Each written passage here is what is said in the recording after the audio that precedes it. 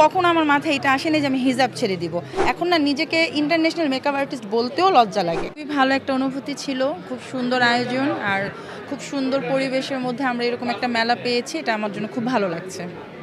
এটা মেয়েদের জন্য খুব ভালো একটা প্রফেশন, বাট এখন এটা নিয়ে খুব কাদা ছড়াছড়ি হচ্ছে। এখন আর এটা মানে আমরা এই কাজটাকে অ্যাজ এ প্রফেশন হিসেবে নিয়েছিলাম, তখন এটার মধ্যে খুব মজা ছিল, খুব আনন্দ ছিল।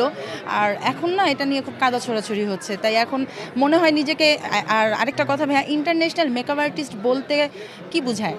যে আমি ইন্টারন্যাশনাল একজন এসে বাংলাদেশে ক্লাস করিয়ে সার্টিফিকেট নিয়েছে এটাকে? নো। যারা ইন্টারন্যাশনাল ওয়েতে কাজ করেছে, দেশের বাইরেতে কাজ করেছে, তারা ইন্টারন্যাশনাল মেকআপ আর্টিস্ট। বাস এখন না নিজেকে ইন্টারন্যাশনাল মেকআপ আর্টিস্ট বলতেও লজ্জা লাগে, কারণ এখন দেখা গেছে কি যে কোনো একটা সার্টিফিকেট নিয়ে বলতেছে আমি international certified makeup artist, international makeup artist.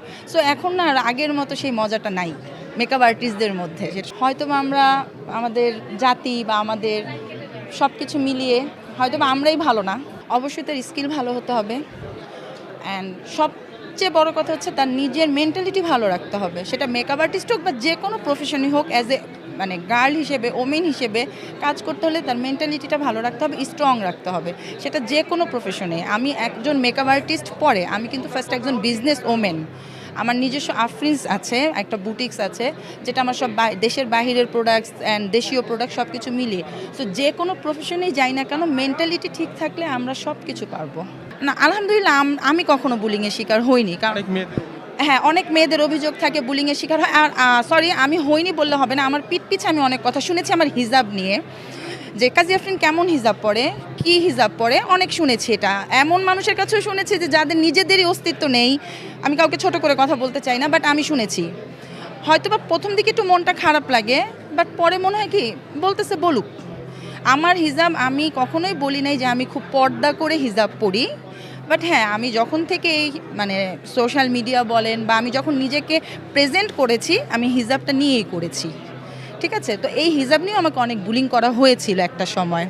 হিজাব ছেড়ে দিয়ে এটা কখনো আসেনি, কারণ আমি নিজেকে প্রেজেন্ট করেছি তো শুরু থেকে ওইভাবে। তো কখনো আমার মাথায় এটা আসেনি যে আমি হিজাব ছেড়ে দিব। আমার মনে হয়েছে যে আমি আমার মতো করেই চলবো। হয়তো বা যেহেতু আমি পাবলিকদের নিয়ে কাজ করি, আমার তাদের পছন্দ অপছন্দটাও দেখতে হবে। বুলিং করা মানে কিন্তু এই না যে আমি ওইটার অ্যাগেনস্টে আরও কাজ করব। আমাকে সেটা শিখতে হবে, বুঝতে হবে। যেহেতু তার কাছে আমার হিজাবের স্টাইলটা ভালো লাগে নাই, আমার একটু ডিফারেন্স ওয়েতে চেষ্টা করতে হবে, যে হয়তো বা আরও 10 জনের কাছে ভালো লাগে নাই, আমার নিজেকে চেঞ্জ করতে হবে। আমি ওই বুলিং করেছে তার অ্যাগেনস্টেই আমি করে যাব না।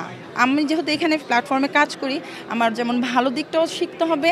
কেউ যদি আমাকে পছন্দ না করে, আমার সেই দিকটাও জানতে হবে, শিখতে হবে, যে অ্যাটলিস্ট আমি ওই 10 জনের মনটা যেন নিয়ে চলতে পারি। Thank you.